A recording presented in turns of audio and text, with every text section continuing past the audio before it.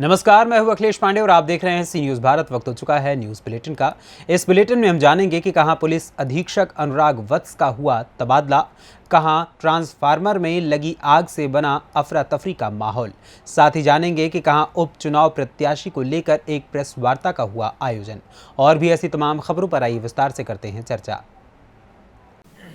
बाराबंकी के पुलिस अधीक्षक अनुराग वत्स का तबादला हो गया है। बाराबंकी के एसपी रहे अनुराग वत्स की पहले ही केंद्रीय प्रतिनियुक्ति पर गृह मंत्रालय में तैनाती हुई थी, लेकिन वो कार्यमुक्त नहीं किए गए थे। केंद्र में तैनाती मिलने के करीब 15 दिन बाद सरकार ने उन्हें कार्यमुक्त करते हुए उनके स्थान पर अभिसूचना मुख्यालय में तैनात दिनेश कुमार सिंह को बाराबंकी की जिम्मेदारी सौंपी है। मैंने आज यहाँ पे इसके बाराबंकी के रूप में कार्यभार ग्रहण किया और उसके बाद डीएम साहब के साथ कुछ थानों का भ्रमण भी हुआ, थाना दिवस को भी देखा। यहाँ पे जो शासन की प्राथमिकता में है, महिलाओं और बच्चों के प्रति जो अपराध हैं उन पर त्वरित कार्रवाई और एक ऐसा वातावरण देना इनके विरुद्ध अपराध न हो और उनमें कमी आए। दूसरी प्राथमिकता के बिंदु संगठित अपराधी और माफिया, इनके विरुद्ध कड़ी कानूनी कार्रवाई और इनकी अपराध अर्जित जो संपत्तियाँ हैं उनको बिल्कुल कानून के तहत उनको जब्त कराना, कुर्क कराने की कार्रवाई, ये प्राथमिकता का विषय होगी। साथ ही पुलिस का जो व्यवहार है इसके बारे में लगातार प्रयास होगा वो जनता के प्रति वृद्ध हो और जनोन्मुखी हो, क्योंकि पूरा तंत्र ही जनता के लिए है। और एक कोशिश की जाएगी कि जो पब्लिक है उसके थाने पर ही उसकी समस्या का समाधान हो, उसको हेडक्वार्टर तक कम से कम आना पड़े। ऐसी कोई बहुत ज़रूरी है तभी वहाँ पाए, क्योंकि यहाँ आने वालों के बारे में ये जरूर तय किया जाएगा उनके समाधान लोकल लेवल पर क्यों नहीं हो पाया। इसके साथ ही आगामी जो चुनाव है उसको दृष्टिगत रखते हुए अराजक तत्वों के विरुद्ध कड़ी कार्रवाई तथा उसकी फोर्स का डिप्लॉयमेंट, उसकी प्लानिंग, ये वरीयता का विषय होगा, क्योंकि जल्दी ही चुनाव होना है। और इसके अलावा जो हमारी कोर विषय है विवेचनाओं का निस्तारण तथा जनता के प्रार्थना पत्रों पर गुणवत्तापूर्वक कार्रवाई और हमारी जो पेंडिंग केसेस हैं या अनवर्कआउट केसेस हैं उन पर कार्रवाई, ये हमारी प्राथमिकता होगी। और डे टू डे जो और भी हमारी समस्याएं आएंगी आप सबके संपर्क से, जनता के संपर्क से, वो हमारी कार्रवाई का विषय होगा। बाराबंकी से सी न्यूज़ संवाददाता मोहम्मद अरशद की रिपोर्ट। भागलपुर के आदमपुर स्थित रिहायशी इलाके में एक ट्रांसफार्मर में आग लगने से पूरे इलाके में अफरा तफरी का माहौल बन गया। ट्रांसफार्मर में इस कदर आग लगी कि उसकी चिंगारियां कई घरों पर पड़ने लगी, जिससे लोग काफी परेशान हो गए। तभी स्थानीय आदमपुर थाना और फायर ब्रिगेड की टीम को फोन कर सूचना दी गई। तकरीबन आधे घंटे बाद फायर ब्रिगेड की टीम ने आकर आग पर काबू पाया। इस घटना में किसी तरह की हताहत होने की सूचना नहीं है, लेकिन ग्रामीण काफी आक्रोशित दिखे। उनका साफ तौर पर कहना था कि प्रशासन ध्यान ही नहीं देता, जिसके चलते ऐसी घटना हुई। हादसा हो सकता था। अगल बगल आप देख रहे हैं कितना नज़दीक में रेसिडेंस है, क्लिनिक है, कोई भी हादसा हो सकता था। हमने बिजली डिपार्टमेंट को फ़ोन किया, वहाँ से उन्होंने कहा हम फूंक दें यहाँ से। जब हम लोग खूब हड़बड़ा, काफ़ी आग लगी हुई थी, हमने आग बुझाने की कोशिश की।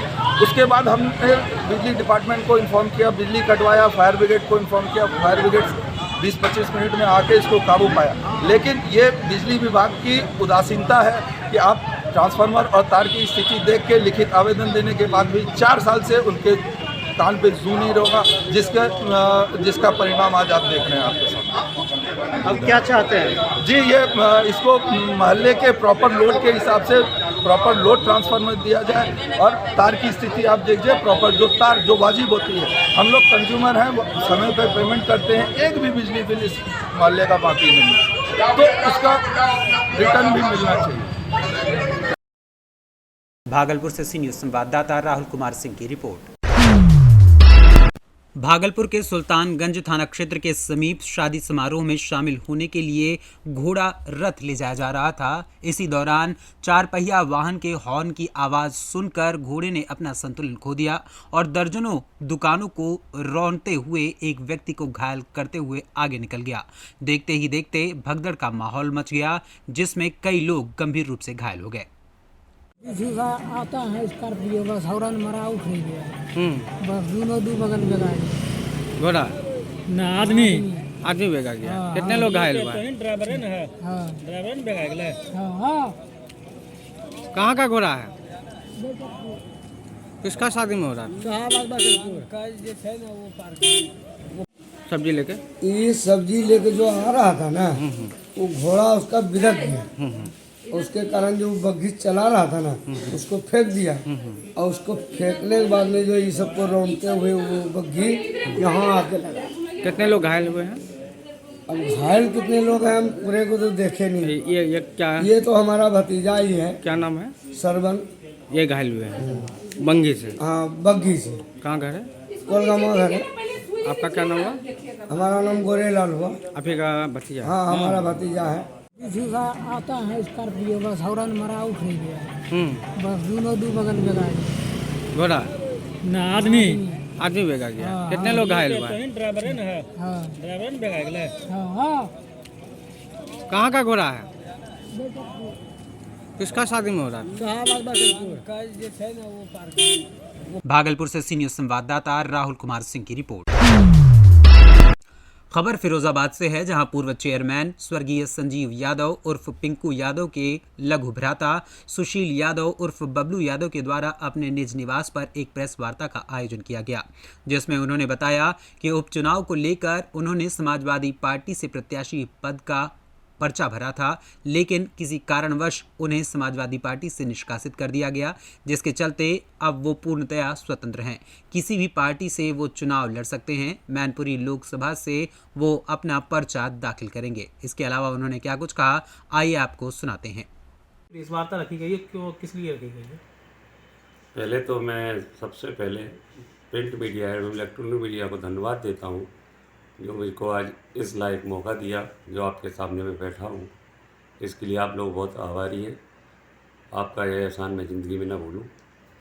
और ये मैं लोकसभा मैनपुरी की जो उपचुनाव हो रहा है, मुलायम सिंह जी मेरे गुरु और मेरे नेताजी, मेरे पिता तुल्य, उनकी स्वर्गवास होने के बाद ये सीट खाली हो गई, उस पर यह चुनाव हो रहा है। लेकिन पार्टी के अपने परिवारवाद, रिश्तेदारवाद, ये सब चीज़ होने के बाद उनको ही टिकट क्यों, बाकी भी यादव हैं, उनको भी टिकट मिलना चाहिए, उनको भी आगे बढ़ाना चाहिए।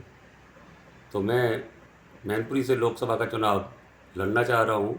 अभी मेरी 2-3 पार्टियों से बात चल रही है, देखो शाम तक हो जाएगी। तो मैं मैनपुरी लोकसभा से ये चुनाव लड़ने जा रहा हूँ। अभी ये क्लियर नहीं हुआ किस पार्टी से चुनाव लड़ना चाह रहे हैं? अभी पार्टी का थोड़ा टाइम दो भाई बंधुओं, टाइम मिल जाएगा शाम तक। क्या वजह रही है जो आप जिस पार्टी में जाना चाह रहे थे, आप उससे क्यों नहीं लड़ रहे हैं? उस पार्टी की अभी वो गुप्त ही रहने दें आप उस बातों को। ये सब चीज़ नहीं कह सकता मैं, क्योंकि सभी अपने अपने विचार हैं अपनी सब पार्टियों के। तो उनके विचार उनके साथ हैं, मेरे विचार मेरे साथ हैं। फिरोजाबाद से सीनियर संवाददाता सन्नेश कुमार गुप्ता की रिपोर्ट। उत्तर प्रदेश के हमीरपुर जिले में धर्मांतरण कर शादी कराए जाने की सूचना पर बजरंग दल के कार्यकर्ताओं ने जमकर हंगामा काटा। दूसरे धर्म के युवक द्वारा युवती से शादी किए जाने की जानकारी मिलने पर पहुंची पुलिस ने एकत्रित लोगों को समझा बुझाकर शांत कराया। साथ ही एक युवक और युवती से पूछताछ के बाद दोनों के बालिग होने पर पुलिस ने युवक और युवती को छोड़ दिया। मामला मझगवां थाना क्षेत्र के इटौरा गाँव का है, जहाँ पर धर्मांतरण कर शादी कराए जाने की सूचना पर बजरंग दल के कार्यकर्ताओं ने जमकर हंगामा काटा। साथ ही मामले की सूचना पुलिस को भी दी। मामले की जानकारी मिलने पर पुलिस ने मामले की गंभीरता को समझते हुए गहनता से लेकर सभी बिंदुओं पर पड़ताल की, जिसमें कुछ अहम तथ्य निकलकर सामने आए, जिसमें युवक और युवती द्वारा पहले ही अपनी मर्जी से आर्य समाज में शादी की जा चुकी है। इस मामले में महोबा जिले के कुलपहाड़ थाने में पहले ही मुकदमा दर्ज हो चुका है, जिसमें विवेचना के बाद FIR लगाई जा चुकी है। हालांकि आर्य समाज मंदिर में शादी होने के बाद भी निकाह के लिए जाने पर धार्मिक माहौल गर्म हो गया। फिलहाल पुलिस सभी तथ्यों की गहनता से जांच कर रही है। सर, अभी एक मामला है धर्मांतरण का, क्या मामला है? ये धर्मांतरण का बिल्कुल मामला नहीं है। इसमें मुस्लिम युवक है, उसने युवती से शादी करी है और मुस्लिम युवक ने आर्य समाज मंदिर में शादी करी है। इसका मतलब उसका हिंदू धर्म में विश्वास है। दोनों बालिग हैं। इनके विरुद्ध जो मुकदमा लिखा गया था वो कुलपहाड़ कोतवाली में लिखा गया था, उसमें ऑलरेडी FIR लग चुकी है। दोनों लोग बालिग हैं, दोनों ने स्वेच्छा से शादी की और आर्य समाज मंदिर में शादी की है। इस बात पे जो है जो था कुलपाड़ पुलिस थी उसके द्वारा जो आरोप पत्र नहीं लगा, मतलब FIR लगा दी गई है। और इसमें जो युवक युवती आए थे, कुछ लोगों ने इसमें हंगामा किया था, लेकिन चूंकि दोनों बालिग थे, दोनों ने स्वेच्छा से शादी की थी, इसलिए दोनों को जाने दिया गया। क्या नाम है आपका? ब्रजकिशोर। किस गांव के निवासी हैं? खतौरा। क्या मामला हुआ है आज ये? ब्रजकिशोर पूरा नाम बताओ। ब्रजकिशोर रहीम। ब्रजकिशोर सन ऑफ रहीम पूरा नाम बताओ ना। ब्रजकिशोर क्या मामला क्या हुआ है? निकाह करवा रहे थे यहाँ पर हम। निकाह किसका? लड़का लड़की। दोनों किस समुदाय के थे? एक खटीक की लड़की और मुसलमान का लड़का। तो क्या आप निकाह करवा देते अभी? भाई साहब हमें जानकारी ना दी थी कौन, तो हम तो करवा देते। आपको मजहब के बारे में नहीं पता? नहीं, हमें यहाँ सब देहात में रहते हैं, हमें कोई जानकारी नहीं है। इतना भी पता नहीं कि हिंदू मुसलमान की शादी हो सकती है? जो तो जाना सब। कौन निकाह पढ़ाने कौन आया था? रात से आते। हमीरपुर से सी न्यूज संवाददाता अवधेश राजपूत की रिपोर्ट। भारतीय जनता पार्टी के भैंसदेही ग्रामीण मंडल झल्लार में आज आदिवासी नेताओं सहित भारतीय जनता पार्टी के नेता गणों ने भारत के राष्ट्रपति द्रौपदी मुर्मू के समर्थन में अखिल गिरी तृणमूल कांग्रेस के मत्स्य विभाग के मंत्री पश्चिम बंगाल का पुतला दहन किया। अखिल गिरी ने राष्ट्रपति द्रौपदी मुर्मू की शक्ल और सूरत और पद के बारे में अपशब्द कहे। समस्त आदिवासी लोगों की गौरव एवं गरिमा को ठेस पहुंचाया है, जिसका विरोध प्रदर्शन किया गया है और मुर्दाबाद के नारे के साथ उनका पुतला दहन किया गया है और मांग रखी गई है कि तुरंत वो अपने पद से इस्तीफा दे दें, वरना ये आंदोलन उग्र और विकराल रूप ले सकता है। आज भारतीय जनता पार्टी द्वारा जो पुतला दहन किया गया, किस संबंध में किया गया और किसका किया गया? आज भारतीय जनता पार्टी द्वारा जो पुतला दहन किया गया, ये तृणमूल कांग्रेस के पश्चिम बंगाल के मत्स्य विभाग का मंत्री ममता बनर्जी के सरकार में जो मंत्री है अखिल गिरी का पुतला दहन किया गया। इनके द्वारा महामहिम राष्ट्रपति, जो कि हमारी जनजातीय समाज की गौरव है और जनजातीय समाज की एक महिला राष्ट्रपति होने के नाते उनका जो अपमान किया गया, तो कहीं ना कहीं तृणमूल कांग्रेस के द्वारा पूरा आदिवासी समाज का अपमान किया गया। ये अपमान हमारा पूरा आदिवासी समाज कभी नहीं सहेगा और आदिवासी समाज इसकी घोर निंदा करता है। इसके खिलाफ में आज भाजपा अनुसूचित जनजाति मोर्चा द्वारा अखिल गिरी का पुतला दहन किया गया। जो अखिल गिरी का पुतला दहन किया गया, हम ममता बनर्जी से ये कहना चाहते हैं कि अखिल गिरी का इस्तीफा ले और उसे पद से पृथक करे, क्योंकि एक संवैधानिक पद पर होने के बाद भी हमारे देश की सर्वोच्च पद पर आसीन महामहिम राष्ट्रपति के खिलाफ इस तरह अपशब्दों का प्रयोग करना कहीं ना कहीं हमारे देश के संविधान के खिलाफ है और उन्हें माफ़ी मांगना चाहिए अखिल गिरी को महामहिम राष्ट्रपति जी से। बैतूल से सी न्यूज संवाददाता रामेश्वर की रिपोर्ट। खबर गाजीपुर से है, जहां जिलाधिकारी आर्यका अखौरी की अध्यक्षता में आज 50 लाख से ऊपर के निर्माणाधीन परियोजनाओं की समीक्षा बैठक राइफल क्लब सभागार में की गई। बैठक में जिलाधिकारी ने आवास विकास, CNDS, जल निगम जौनपुर, लोक निर्माण विभाग, UP SIDCO, project corporation Varanasi, Azamgarh, CLDF Ghazipur, Uttar Pradesh राज्य निर्माण एवं श्रम विकास सहकारी लिमिटेड कार्यदायी संस्थाओं द्वारा कराए जा रहे कार्यों की विस्तार पूर्वक समीक्षा की। वहीं बैठक में उत्तर प्रदेश राज्य निर्माण एवं श्रम विकास सहकारी लिमिटेड गाजीपुर के परियोजना प्रबंधक अनिल कुमार सिंह की बैठक में अनुपस्थित होने पर स्पष्टीकरण तथा जिला उद्यान अधिकारी एवं जिला अल्पसंख्यक कल्याण अधिकारी के अनुपस्थित होने पर नाराजगी व्यक्त करते हुए 1 दिन का वेतन काटने का निर्देश भी दिया। गाजीपुर से सी न्यूज संवाददाता रामू चौरसिया की रिपोर्ट।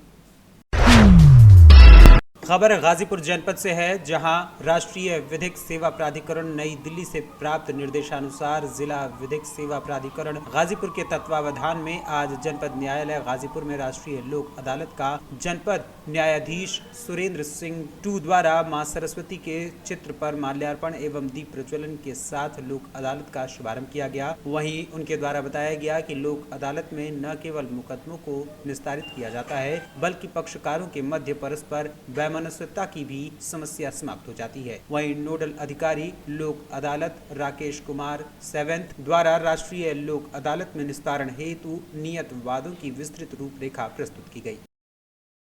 आज ये किस तरह का आयोजन है और इसका क्या उद्देश्य है? आज राष्ट्रीय लोक अदालत का आयोजन किया गया है प्रति शनिवार 12 नवंबर को, और इसका उद्देश्य ये है कि पक्षकारों के मध्य जो मुकदमे लंबित हैं बहुत वर्षों से और लघु विवाद है, वैवाहिक विवाद है, तो इस तरीके के मामलों को सुलह समझौते के आधार पर निस्तारण करना है। और लोक अदालत की सबसे विशेष महत्वपूर्ण बात यह है कि ये जो आयोजन किया जाता है इसमें जो फैसले होते हैं वो अंतिम विनिश्चय होता है, यानी कि इसकी कोई अपील निवेदन नहीं होती।